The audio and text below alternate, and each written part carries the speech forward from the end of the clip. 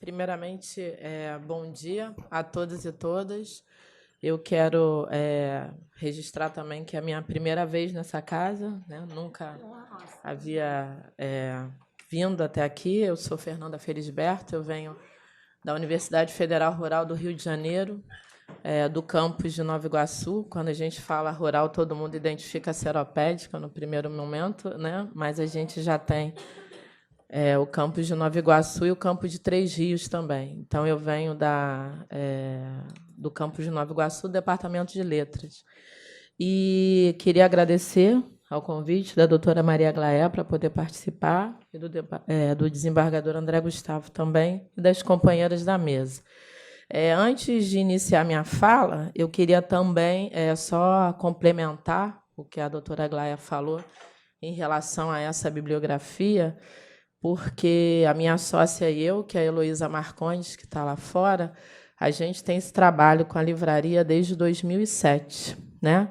E esse trabalho nasceu, na época, eu, uma doutoranda, e ela, uma ativista, né, do movimento de mulheres, e a nossa pergunta sempre em torno da bibliografia relacionada à cultura negra, e uma bibliografia constituída de uma forma positiva, né, porque já não cabia mais livros com ilustrações que não nos representavam com dignidade, né? A gente tinha textos que, na verdade, apontavam na nossa direção como homenagem, mas, na realidade, eram puras desqualificações. E a gente resolveu fazer esse trabalho sistemático em catálogos de editoras. Nada do que está aí é novo, tá? Nada do que está aí é novo, mas é uma bibliografia absolutamente dispersa dentro das outras livrarias, né? Então, a gente teve esse trabalho de concentrar essa bibliografia, e hoje a gente vem aí desenvolvendo já aí há 11 anos esse trabalho, não só de participar de eventos, a gente fornece consultoria para bibliotecas, né, para a composição de acervo. Então, parte desse acervo que a gente trouxe hoje, até pela limitação do espaço da mesa, tem a ver um pouco com a temática do nosso evento. Então, só para poder falar um pouquinho mais sobre isso. Em relação à minha fala, né, eu sou uma professora de literatura, venho me dedicando a pensar sobre as distintas narrativas negras no Brasil e o que esse diálogo converge, né, com a mesa de hoje, né? O Brasil, acho que tem como uma marca, né, não ter vergonha do seu passado escravocrata, né? Então, porque a escravidão ainda decora o país, a escravidão ainda serve, muitas das vezes, de ilustração para roupas, a escravidão serve como destino turístico para algumas pessoas, e a escravidão também, né, como já foi falado aqui, em relação ao racismo recreativo, está sempre com uma questão de uma ironia e, uma vez mais, depositando em nós, negros e negras, a não compreensão de determinada piada, né? Nós é que não compreendemos que era uma piada ou que era uma brincadeira. E a literatura sempre pactuou com isso. A literatura brasileira sempre pactuou com esse discurso oficial de desqualificação da população negra, de nos impor uma representação sempre no espaço da rua, nunca no espaço da casa. A mulher negra na literatura brasileira não gerou prole, a mulher negra na literatura brasileira não gerou filhos, né? Então, que metáfora é essa da não reprodução por parte dessas mulheres? E, especificamente, pensando o lugar dessa autoria, eu venho me dedicando a pensar sobre o romance, né, negro brasileiro, desde o século XIX, com a primeira mulher negra que foi publicada, que foi Maria Firmina dos Reis, com a obra Úrsula, em 1859, até agora, né, no último levantamento que a gente tinha em 2018, nós só tínhamos 12 romances publicados por mulheres negras, né, em 3 séculos, 19, 20 e 21. Somente 12 romances sobre mulheres negras. O que isso tem a ver? Mulheres negras não escrevem? Homens negros também não escrevem? Não, né? Esse diálogo direto com o mercado editorial e, principalmente, uma matriz que vem de uma interdição ao direito à escrita, porque, muitas das vezes, somos identificados como ágrafos, sem a possibilidade, a capacidade de escrever. E, a partir dessa, né, minha trajetória de pesquisa, eu fui convidada no ano de 2016, né, final do ano de 2016, a integrar o projeto chamado Cartas do Cárcere. E esse projeto, o Cartas do Cárcere, eu fui convidada pela professora Tula Pires, né, do Departamento de Direito da PUC-Rio, que foi a instituição selecionada para poder analisar esse conjunto de cartas enviadas ao DEPEN, ao Departamento, né? Agora a sigla Departamento Penitenciário Nacional. E foi com muita honra que eu recebi o convite, porque eu nunca dialoguei diretamente com essa área, né, jurídica. E esse convite nasceu porque todos os envolvidos, né, as pesquisadoras e pesquisadores envolvidos no projeto, em sua maioria, eram da área jurídica. Então, a necessidade de ter um outro olhar para essas cartas, que não fossem somente já um olhar, né, já acostumado com o que essas cartas tinham para oferecer. Então, eu entrei no projeto desse lugar, né, como alguém que vem da literatura e perceber essas cartas como narrativas a isso. Então, só para a gente andar um pouquinho mais, esse foi o meu texto dentro do projeto, Palavras Encarceradas, as escrevivências em espaço prisional. O conceito de escrevivência é um conceito cunhado por uma escritora negra brasileira, Conceição Evaristo. E esse conceito tem a ver diretamente que a tua prática, a tua vivência, a sua escrita não consegue ser desassociada da sua vivência. Então, por isso, a ideia de escrevivência, que é um conceito hoje que já extrapolou o espaço literário, já extrapolou o espaço das relações raciais. Hoje em dia, pensar escrevivência, ela também já vem sendo pensada em outros segmentos, né? Então, por isso, pensar a questão do espaço prisional. Agora, deixa eu ver se eu consigo passar daqui. Consegui? Aqui, eu trouxe aqui depois para mostrar. Nós tivemos uma publicação final que se chamou Cartas do Cárcere, Ecos da Resistência Política, organizado pela Tula Pires e pelo Felipe Freitas, né? E aí tem a foto dos dois, Tula Pires e Felipe Freitas. Eu já tenho como princípio, todo lugar que eu falo, sobre qualquer autor ou qualquer autora, a importância de trazer a foto, porque nós, né, pesquisadoras e pesquisadores negros, autoras e autores negros, ainda não entramos no imaginário dos nossos leitores. Então, é fundamental que a gente possa ter o rosto das pessoas, para que a gente saiba aí, né, o caminho que a gente segue. E aí, só para que vocês tenham uma radiografia, as cartas, né, são de, eu peguei uma fala, né, da Tula dando uma radiografia desse conjunto de cartas que nós trabalhamos. Então, as cartas são direcionadas a instituições públicas e muitas delas estão relacionadas a solicitações e denúncias. 5.646 das cartas apresentam apenas solicitações. 295 das cartas apresentam apenas denúncias. 2.742 cartas apresentam denúncias e solicitações. Entre as solicitações e denúncias mais comuns, aparecem queixas como não cumprimento da lei de execução penal, falta de assistência jurídica, falta de acesso à saúde, educação e assistência social e o descumprimento do Código do Processo Penal. Isso é uma primeira radiografia da professora Tula Pires em relação a essas cartas. Essas cartas que nós lemos, elas são do ano de 2016. E O que uma profissional da área de literatura vai fazer com isso, né? Nós lemos, né, esse conjunto de cartas, elas não saíram do DEPEN, então a leitura dessas cartas elas aconteceram em Brasília, e foi a partir de um conjunto de pesquisadores selecionados por nós do projeto, foi feita uma primeira triagem dessas cartas. E aí, pensando um questionário básico que nós fizemos para que essas cartas pudessem... Oi? Para que essas cartas pudessem ser direcionadas aos seus respectivos destinatários, né, que, no caso, seriam os pesquisadores, para poder pensar nessas cartas. E, no meu caso, me interessava pensar as narrativas, que histórias brotavam dessas cartas, né? Então, algumas histórias muito interessantes, né, para a gente poder pensar em termos de narrativas, surgiram dessas cartas. Mas o que mais me chamou a atenção no conjunto de cartas que eu trabalhei era a vontade e a necessidade de escrever por parte dessas pessoas encarceradas.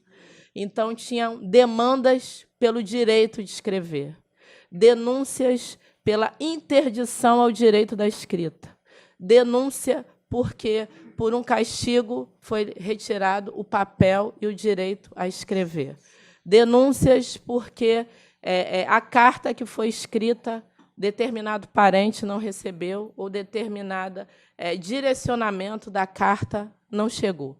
E o que acontece com isso? Então, só para a gente andar um pouquinho, eu fiquei pensando, uma vez mais, na Conceição Evaristo, né? O que a escrita significa para nós, mulheres e homens negros, e o que a escrita significa para esse conjunto de pessoas privadas de liberdade. Eu não sei, né, aí como uma leiga da área jurídica, quem é essa pessoa aos olhos do direito. Agora, eu falo diante de alguém que escreveu uma carta no intuito de encenar algo que eu chamei literariamente como uma performance de liberdade. Então, essa pessoa encena uma performance de liberdade no momento que ela está escrevendo. É preciso construir um convencimento, é preciso afetar emocionalmente quem está lendo. Essa carta, que nós também acabamos chamando de cartas sobreviventes, porque, de certa maneira, foram cartas que conseguiram ultrapassar todos os obstáculos até chegar no destino, elas encenam performance de liberdade para essas pessoas. Nem todas as unidades prisionais do país, o DEPEN, nesse ano de 2016, recebeu cartas. E aí é uma outra questão. Esses detentos e essas detentas não têm queixas a fazer, ou esses lugares, as cartas não puderam sair, né? Então, aí é uma outra questão. E a Conceição Evaristo, uma vez mais pensando a questão literária, ela vai falar o seguinte: escrever pressupõe um dinamismo próprio do sujeito da escrita, proporcionando a sua autoinscrição no interior do mundo. E, em se tratando de um ato empreendido por mulheres negras que, historicamente, transitam por espaços culturais diferenciados dos lugares ocupados pela cultura das elites, escrever adquire um sentido de insubordinação. Insubordinação que pode se evidenciar, muitas das vezes, desde uma escrita que fere as normas cultas da língua, caso exemplar o de Carolina Maria de Jesus, como também pela escolha da matéria narrada. Então, aí você vai ter, né, essa língua sendo ferida aos olhos de muitas pessoas, porque a concordância verbal não vai acontecer exatamente da maneira que a gramática normativa lhe impõe. E isso faz com que, muitas das vezes, a leitura desse pedido já seja desqualificado porque ele não está bem escrito. Então, com esse olhar, eu fui pegando todas essas cartas e tentando construir que demandas a escrita dessas pessoas revelava. Volto a dizer, não sei quem são essas pessoas, todas as cartas são desidentificadas, não sei se estou diante de um serial killer, de um miliciano, seja lá o que for. Agora, o aspecto que eu peguei foi pensar como ele encara a escrita e o que essa escrita vai revelar. Então, eu começo aqui com um pequeno trecho que essa pessoa fala assim: perdão por escrever aos doutores com caneta vermelha, falta de educação. Porém, estou no castigo e foi o material que consegui arrumar, desfazendo de uma semana de café da manhã. Então, aí a gente já tem aí como um primeiro indicativo, né, das possíveis negociações, né, pelo desejo aí de conseguir escrever. E aí eu fiz o seguinte cruzamento também. A literatura sobre o século XIX, sobre o período da escravidão, ela aponta né, a interdição ao direito à educação da população negra. Né? Não era possível, aí a Constituição de 1845, que falava especificamente que cativos e pessoas detentoras de moléstia não poderiam frequentar as escolas. E o que isso revela no pós-abolição? Ainda é uma interdição ao nosso direito à escola. Alguns filmes, né, algumas adaptações para o cinema apontam isso. Quem teve a oportunidade de assistir 12 anos de escravidão, que é a biografia de Solomon Northup, que eu trouxe aqui uma cena, e na biografia de Solomon Northup, uma das coisas que ele precisou esconder mais durante os 12 anos dele de cativeiro foi que ele sabia ler e que ele sabia escrever. Porque se ele fosse identificado como alguém que sabia ler e escrever, o castigo para ele iria aumentar. E aí eu trago um trecho da biografia do Solomon Northup. Logo depois de haver me comprado, Epps perguntara se eu sabia escrever e ler.